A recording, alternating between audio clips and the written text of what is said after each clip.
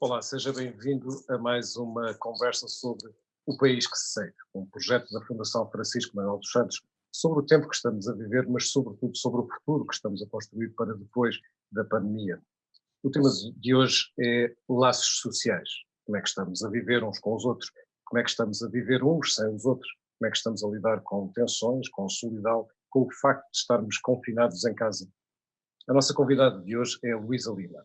É psicóloga social, é professora catedrática no ISCTE, é investigadora, nomeadamente nas áreas de investigação social ligadas ao ambiente e à saúde, e é autora de diversos artigos, incluindo um ensaio publicado aqui pela Fundação Francisco Manuel dos Santos, intitulado O Poder dos Laços Sociais. Nós, os outros, o poder dos laços sociais. Assim é que é. Olá, Luísa Lima, muito obrigado por ter aceitado este nosso convite. Olá Pedro, muito obrigada por ter lembrado de mim. Luísa, como é que a pandemia está a afetar as nossas relações sociais? Está a ser uma revolução, e há sinais um bocadinho contraditórios. Há sinais, por um lado, preocupantes, porque como nós estamos numa situação em que temos menos liberdade, não podemos sair, não podemos fazer aquilo que costumávamos fazer, temos menos controle sobre a nossa vida, aquilo que nós podemos ou não fazer está dependente daquilo que é decidido no Estado, por outros, etc. Temos um grande nível de incerteza face a esta situação, quando é que ela vai acabar, quais são os riscos que nós corremos. E, claro, estamos privados das relações com os outros e dos apoios que costumamos ter no cotidiano, e por isso é natural que começam a aparecer sinais de sofrimento psicológico. Por exemplo, houve um aumento de cerca de 30% em março passado, relativamente ao ano anterior, do consumo de ansiolíticos e de antidepressivos. Há muitas pessoas que recorrem aos diversos pedidos de apoio, em linhas de apoio e de escuta que estão disponibilizados e, portanto, isso mostra que há muita angústia associada a este confinamento. Mas também há sinais de esperança, há sinais, por exemplo, também um grande aumento do número de pessoas que aceitam fazer voluntariado. Há pouco tempo o Ministério do Emprego abriu para voluntários para aquilo que é cuidar de todos, para pessoas irem para voluntariados para lares, e houve numa semana 3.000 pessoas que se voluntariaram, e há muita gente a mostrar sinais de apoio espontâneo aos vizinhos, muitas pessoas, muitas associações, ordens, a disponibilizarem linhas de apoio para os cidadãos, e portanto também há sinais de esperança, há sinais de que as pessoas estão a recorrer àquilo que são as suas redes, agora por meios online, e de formas muitíssimo criativas para recriarem uma normalidade, uma nova normalidade. Ou seja, há uma espécie, há uma força, há forças contraditórias entre mais solidariedade e mais ansiedade, não é? Nós É, já vamos falar um bocadinho mais à frente dos casos específicos de solidão, mas antes disso, deixe-me falar de outro caso, ou de outro tipo de casos, que são as famílias que estão há várias semanas confinadas em casa, e há famílias que têm relações normais e para quem, saudáveis, podemos dizer assim, e para quem estar de repente confinado em casa até pode ser uma bênção, suponho eu, mas depois há outros casos, onde as relações são ou conflituosas ou vazias, se quisermos, e portanto sair da vida normal, da vida anterior, também significa menos possibilidade de fuga a esse vazio ou a esse conflito. Que riscos, que consequências é que este confinamento está a ter ou pode ter? pois nós não, somos animais sociais e não somos de estar fechados com tão pouca gente como estamos neste momento, não é? Pode ser uma oportunidade, como disse, pode ser em famílias que se dão bem, em famílias que terem a possibilidade de estarem mais tempo uns com os outros, de fazerem coisas que não costumam fazer, desenvolver novas competências, não é? Há pessoas a fazerem pão que nunca pensaram que iam fazer, ou fazerem cursos online que finalmente têm possibilidades de fazer, ou de jogarem jogos de tabuleiro, famílias que já não jogavam há muito tempo, os puzzles esgotaram nos últimos tempos em Portugal, e por isso há uma série de criatividade para se passar tempo junto e oportunidades para se fazer coisas que não se faziam.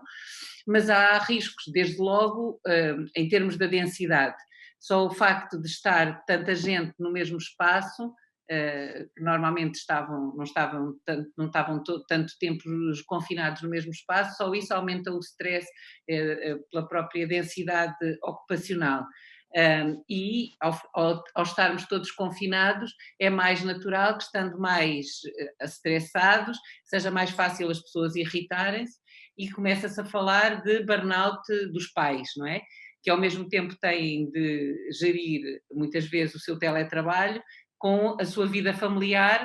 Isso já podia ser difícil antes, mas agora é no mesmo espaço físico em que simultaneamente os pais também estão a gerir as telescolas dos filhos, ou os trabalhos que os filhos estão a fazer online, ou se não estão a fazer os trabalhos online, estão a brincar em casa, e estão preocupados também muitas vezes com a geração mais velha dos seus próprios pais, que estão, se calhar, isolados, sozinhos ou noutras situações. E, portanto, há aqui um potencial para um aumento do stress, mesmo em famílias funcionais, certo? Quando estamos a falar em relações conflituosas que já de si eram tensas, em que muitas vezes as pessoas irem para os locais de trabalho podia ser um espaço de libertação dessas relações conflituosas, aí podemos estar a falar de situações de risco, não só de maior tensão e de maior stress, mas mesmo de sofrimento psicológico. E pior ainda, se estivermos a falar de relações que já anteriormente eram relações de abuso, não é? Situações de violência familiar e de abuso, em que o abusador, o agressor nessas situações, neste momento tem o controle total sobre as suas vítimas, não é? E as vítimas têm têm muito menos possibilidades de recorrer a outros como formas de ajuda.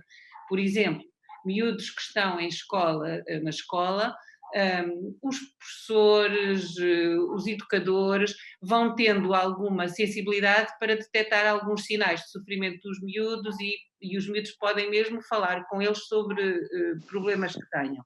Neste momento isso não acontece.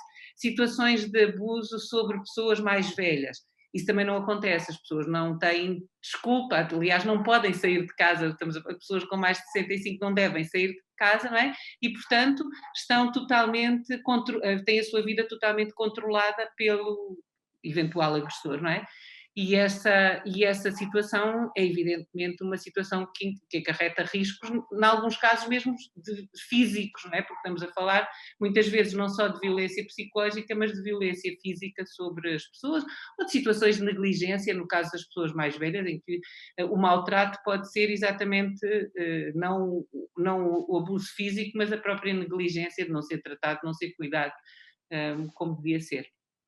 Ou seja, há casos em que, enfim, podemos não estar a falar apenas de casos pontuais, mas de uma tensão que é colocada sobre muitas relações, e portanto uma tensão social. É como se a pandemia levasse ao extremo os limites de relações já conflituosas ou já debaixo de stress. Eu recordo-me que no princípio da contenção foram lançados alertas sobre, precisamente, violência doméstica, lançados alertas sobre divórcios, também sobre o possível aumento de natalidade. Houve até quem brincasse um pouco com isso no princípio, mas não é brincadeira, não é? Estamos a falar de uma realidade que afeta muita gente em Portugal.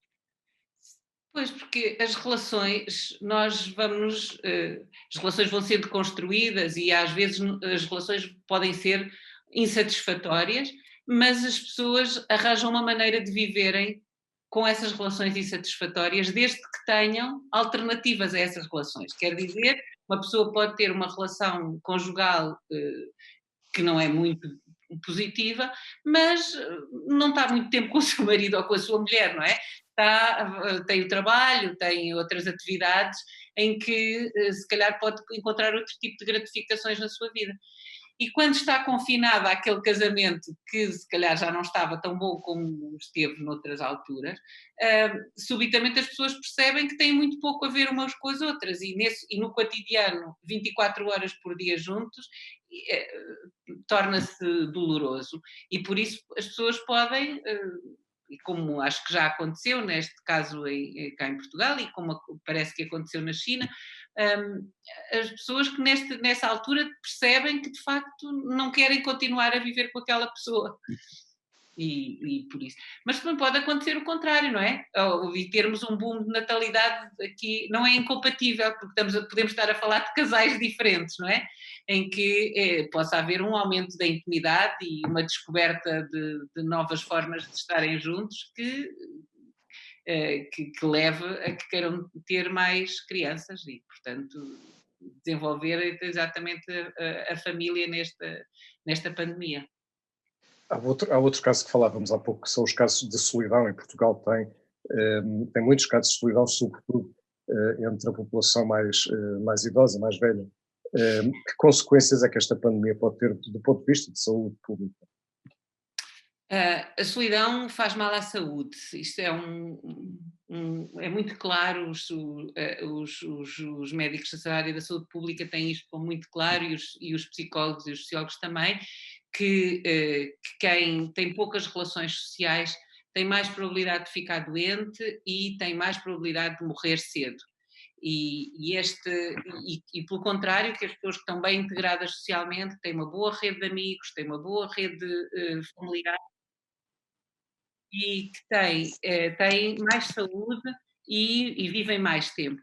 E isso é uma verdade que tem sido confirmada vezes e vezes sem conta, e que levou mesmo nos últimos anos a falar-se da solidão como um problema de saúde pública, tão grave ou mais do que a obesidade ou do que o próprio tabagismo, que são casos típicos em que o Ministério da Saúde investe muito em termos de prevenção. E nós sabemos agora que a solidão provoca mais doença do que a obesidade ou o tabagismo. Isto podemos falar um bocadinho sobre porque é que isso passa. As pessoas que estão sozinhas ou que se sentem sós não estão mais paradas do que os outros. Estão, pelo contrário, em maior esforço permanente, estão permanentemente em mais tensão, sentem-se permanentemente mais ameaçadas, sentem-se permanentemente mais desconfiadas dos outros, e isso faz com que tenham, por exemplo, níveis mais altos de tensão, durmam muito pior do que os outros, portanto tenham um sono menos eficaz, recuperem menos e, portanto, estejam sempre permanentemente mais cansadas e mais em esforço do que os outros. E esse estado permanente de tensão do organismo causa doença e desgaste físico mesmo do organismo.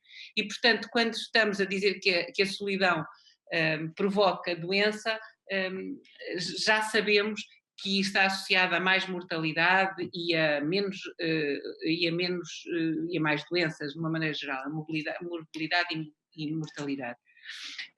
E por isso é muito importante investir numa educação, quando falamos numa educação para a saúde, não ser só os miúdos a fazerem exercício, os miúdos comerem bem ou não fumarem, mas é também saberem estar com os outros, saberem empatizar, saberem ser solidários, saberem participar na nossa sociedade.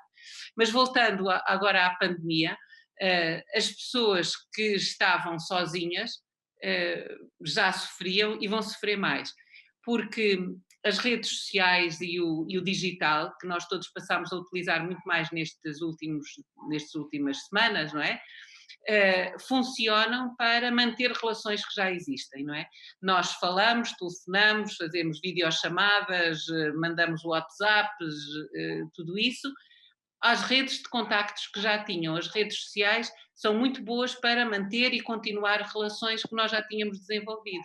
A criação de novas relações neste contexto online é muito mais complicado, porque criar uma relação é criar confiança, não é?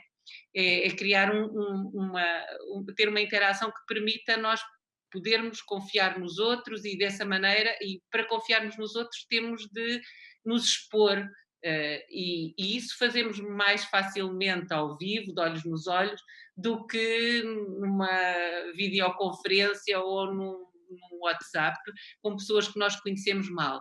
Podemos fazer isso muito bem se já tivermos essa rede. Não sei se estou esta diferenciação entre aquilo que quem já tinha uma boa rede de suporte tem muitos recursos e a internet dá-nos imensas possibilidades e os meios de comunicação social dão-nos imensas possibilidades de nós mantermos e fortalecermos relações que já existem. Diz-me muita gente, eu não sei o que é que seria de mim se não fosse agora o WhatsApp, etc., porque me permite continuar a conversar com as pessoas e estar com as pessoas de quem eu gosto, com os avós dos netos, os netos dos avós, os amigos, etc. E recriar solidariedades, etc.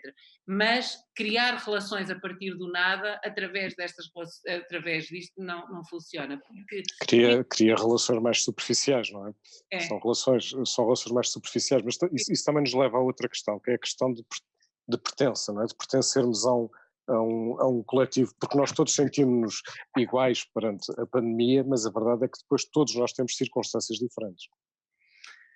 De algum modo a pandemia parece que nos torna mais semelhantes, não é? Porque temos uns cotidianos com uns cotidianos que todos estamos confinados à nossa casa, que só podemos sair para ir à farmácia ou ao supermercado ou fazer exercício e, portanto, parece que os nossos cotidianos se tornam subitamente mais próximos. Os pais que têm filhos em idade escolar têm cotidianos muito mais semelhantes do que tinham, se calhar, há uns tempos atrás, e isso pode nos dar alguma ideia de coletivo, como sentimos, sei lá, como sentimos, por exemplo, quando batíamos palmas ao Sistema Nacional de Saúde às 10 da noite, essa ideia de estarmos todos juntos a fazer uma coisa ao mesmo tempo, dá-nos uma ideia de coletivo que este isolamento social não nos permite ter. E é muito importante nós percebermos que este nome isolamento social eu não gosto muito, porque o que estamos a pedir é distanciamento físico, não é? Distanciamento físico, mas precisamos muito da proximidade social para sairmos disto bem, não é? O isolamento, nós não estamos em isolamento social, nós estamos em distanciamento físico, mas precisamos muito de proximidade social, precisamos muito para continuar a sentirmos a partilhar com os outros o que é que sentimos, para sabermos como é que devemos reagir à situação, para dar sentido a tudo isto que estamos a viver, e também para criarmos este espaço de que estamos nisto juntos e que só juntos é que nós podemos sair disto. Aliás, se nós formos ver as publicidades que se está a fazer neste momento, apela muito a isso, a uma identidade coletiva. Temos de sair disto juntos e vamos ficar bem depois disto, mas só fazemos isto se sairmos disto juntos. E esta identidade coletiva, criarmos esta ideia de que estamos nisto juntos e sincronizarmos nesta situação, é muito importante porque isto permite a cooperação. Quanto mais nós sentirmos que isto é um problema de todos e que estamos todos a passar por isto juntos, mais provável é que nós sejamos cooperativos e, portanto, sei lá, não desembarquemos no supermercado tudo, mas compremos só aquilo que precisamos, que assim toda a gente consegue ter aquilo que precisa. Isto é uma resposta ao dilema social que é bem respondido se houver esta identidade coletiva, ou favorece o surgimento de ações altruístas, se nós percebermos que isto não é só um problema meu, mas que é um problema nosso, não é? E que esta dimensão coletiva, quer ela seja nacional, quer ela seja europeia, parece-me uma coisa muito importante a investir para nós sairmos bem desta pandemia. Mas pode não ser fácil, não é? Criar ou recriar esse coletivo. De que maneira é que as decisões que estamos hoje a tomar sobre esse coletivo podem condicionar o futuro, no sentido social, naturalmente? Há uma parte muito importante que é uma parte de confiança, e nós em Portugal, pelo menos aquele estudo que saiu agora do ISCTE-ICS sobre as reações das pessoas à pandemia, mostram um elevadíssimo nível de confiança que nós estamos a ter, quer no sistema de saúde, quer no Primeiro-Ministro e na Direção-Geral de Saúde, no Ministério da Saúde, para a gestão disso. E essa é uma forma muito importante de lidar com esta ameaça, quer dizer, é através da confiança. E a confiança faz-se nas instituições e faz-se nas pessoas também, não é? E, portanto, a parte da confiança é uma parte fundamental para nós recriarmos a normalidade a seguir. E a relação com os outros, esses coletivos, não os podemos inventar, não é? Esses coletivos que nos podem trazer outra vez uma identidade comum, não os podemos inventar, mas podemos recriar aqueles que já temos. Há uma parte de nacionalismo que pode surgir, e que aparece necessariamente, nós estamos a sentir, quando vemos as notícias, temos a nossa pandemia e a pandemia dos outros, não é? Temos a pandemia portuguesa, a italiana, a espanhola, a americana, e comparamos, inevitavelmente, a bondade das ações que cada um dos governos está a ter face a esta pandemia. Mas, como eu dizia antes, para nós termos uma resposta solidária a esta pandemia, temos de recriar um coletivo que seja conjunto, porque senão nós queremos ser solidários para os nossos e não para os outros. E se isto, em termos nacionais, se estivermos a falar de Portugal, o que estamos a falar é de discriminação dos nacionais versus os estrangeiros, os imigrantes, etc., o que não é uma situação muito bonita. Se formos a pensar nisto em termos europeus, ainda é menos bonito, porque se os coletivos que se recriarem forem centrados sobre os coletivos nacionais, a ideia de solidariedade na gestão desta pandemia acaba. O que eu estou a dizer é que, para nós sairmos disto juntos, como eu disse ao princípio, que acho que é a maneira de nós sairmos desta pandemia é juntos, as identidades mais úteis são identidades mais globais. E neste caso eu penso que seria uma oportunidade para a Europa pensar este espaço como um espaço de solidariedade e de união e, portanto, não recriar para a pandemia aquilo que foi uma visão da crise que se vai seguir, inevitavelmente, a esta pandemia, como uma crise em que há países que foram culpados por não gerir suficientemente bem ou por não ter as reservas necessárias para gerir a pandemia. O que estou a dizer é que não acho que seja lógico que nesta situação vamos pensar a crise como a Europa pensou a crise de 2008, em que houve um espaço muito grande de discriminação entre as várias nações, em que se culparam nações por não gerirem bem os seus recursos e em que não houve uma resposta solidária da Europa. Eu acho que sairmos daqui juntos é reforçar uma identidade europeia em que a solidariedade e o apoio mútuo, nomeadamente com apoios generosos aos diversos países, poderia ser uma maneira interessante de recriar a Europa. Estava a falar há pouco desta percepção que temos, obviamente, de risco, de vulnerabilidade, e ela é agravada pela incerteza, pela indefinição em relação ao tempo e à profundidade da própria pandemia. Ora, o país, neste momento, está muito focado, e bem, mas está muito focado em tratar da saúde pública no sentido de saúde física, se quisermos. E tipicamente, não apenas desta vez, mas tipicamente em Portugal, a saúde mental fica para segundo lugar, é completamente secundarizada, é muitas vezes estigmatizada, como sabemos, e mesmo desconsiderada. Mas o que estivemos a falar até agora foi sobretudo de efeitos de saúde mental. Que ameaças latentes é que existem e como é que se pode prevenir e combater as questões de saúde mental que não afetam apenas pessoas individualmente, o que já seria obviamente grave, mas afetam mesmo o próprio tecido social? Pedro, é verdade, estamos muito centrados no controle do vírus e estas medidas de distanciamento físico são medidas muito importantes para o controle do vírus, mas não se morre só de vírus, não é? Não se morre só do Covid, morre-se também de solidão, como eu disse antes, as pessoas se sentem mais sós, têm menos recursos, têm mais probabilidades de morrerem do que os outros, e morre-se de pobreza, morre-se de desigualdade, morre-se por pertencer a grupos que não têm recursos para manter o emprego, e as preocupações que a crise traz, apesar de parecer que há uma grande igualizador, porque estamos todos confinados em casa, as preocupações que a crise traz não são iguais para toda a gente.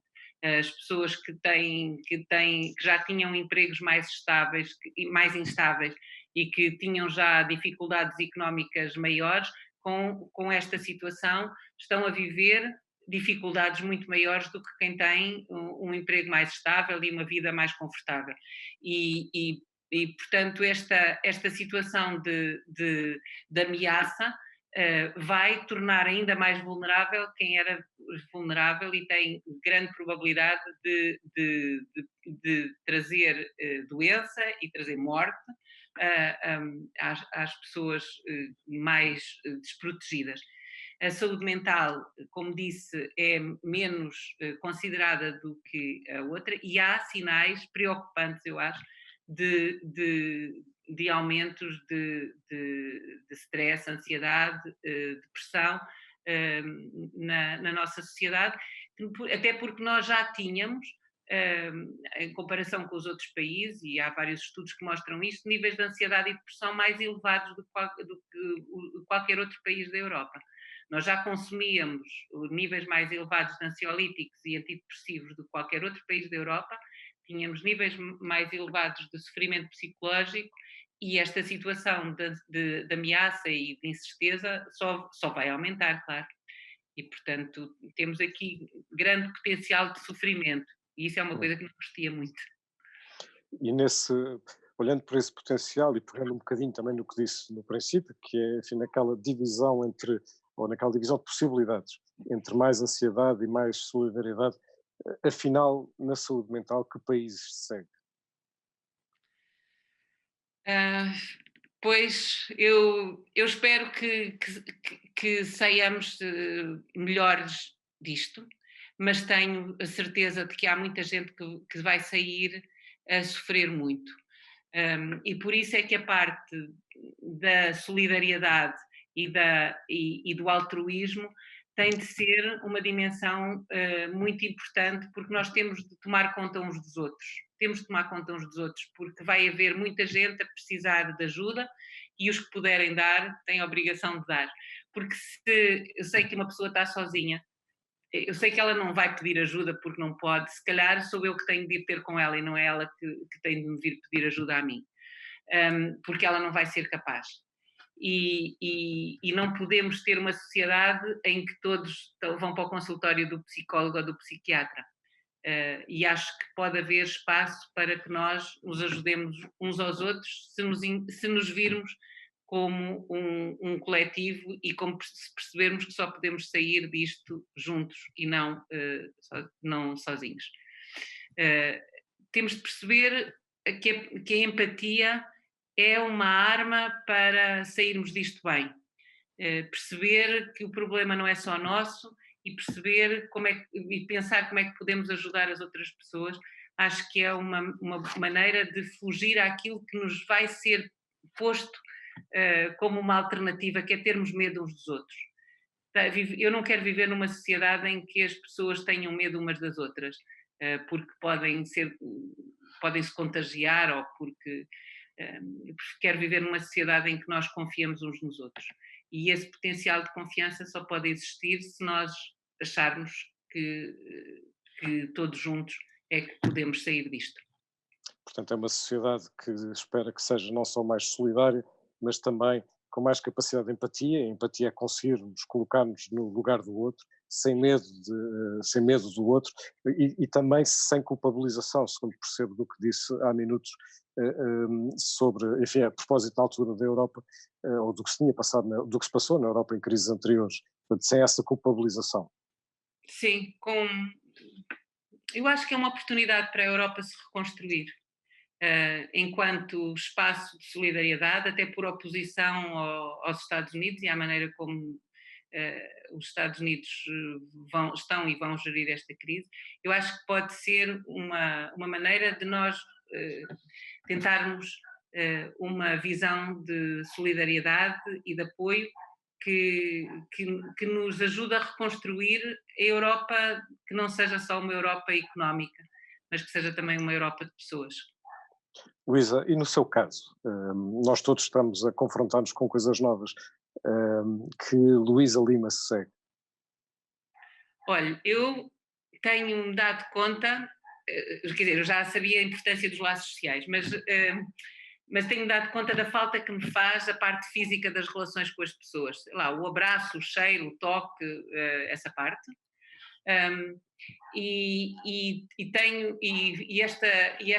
Esta pandemia tem sido uma aprendizagem de como é fácil que as nossas certezas sobre a vida de repente desapareçam. E também me tem fascinado a maneira como nós somos capazes de reconstruir rotinas, mesmo em situações muito diferentes, não é? Como é que nós vamos reconstruindo a normalidade e criando rituais e ritmos e hábitos numa situação diferente. E tenho estado imensamente grata pelas coisas pela minha vida, pelos meus amigos, pela minha família e pela vida que eu tenho e que, por exemplo, me faz estar a viver numa casa onde antes vivíamos 5 e agora só vivemos 2 e, portanto, tenho muitas graças a dar pela vida que tenho e isso tenho mesmo esta sensação de que tenho este privilégio e, portanto, tenho a obrigação de dar muito. Luísa Lima, muito obrigado por ter estado connosco durante este tempo. Muito obrigada, Pedro. E muito obrigado a si também por ter estado aqui a acompanhar mais uma conversa. Nós voltamos amanhã para falar sobre como os adolescentes e as crianças estão a viver em casa. Falaremos com Maria do Céu Machado e sempre para falar do país que se segue. Obrigado.